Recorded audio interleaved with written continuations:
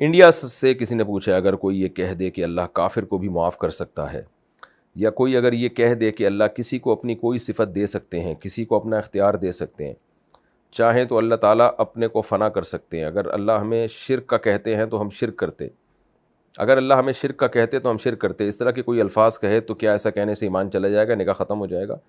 ایسا کہنے والے کو نفسیاتی ہسپتال میں جمع کرا دینا چاہیے، فضول قسم کی چیزیں لوگوں کے دماغوں میں وسوسے پیدا کرتے ہیں۔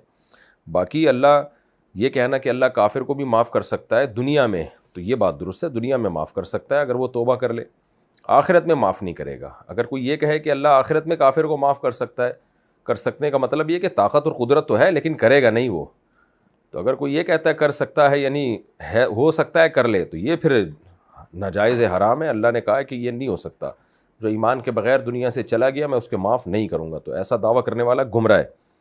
باقی کوئی یہ کہتے ہیں اللہ اپنی کسی کو صفت دے سکتا ہے تو اس سے بھی مطلب پوچھا جائے گا، اگر یہ مطلب ہے کہ اللہ اختیارات دے سکتا ہے تو یہ شرک ہے، تو اللہ کسی کو اختیارات نہیں دیتا، یہ تو شرک ہے۔ اللہ تعالیٰ تو اسی کو تو قرآن میں منع کر رہے ہیں، میں نے کوئی اختیارات نہیں دیے۔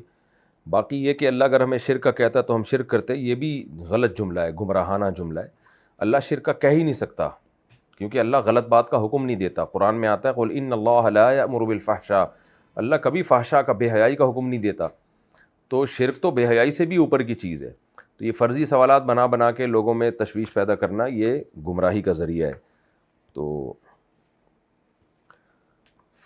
باقی نکاح ختم نہیں ہوتا ایسے الفاظ سے، گمراہ ہوگا وہ آدمی، اس کو منع کیا جائے گا۔ حکومت، کوئی اسلامی حکومت پراپر ہو تو ایسے شخص کے خلاف کیس بھی کیا جا سکتا ہے۔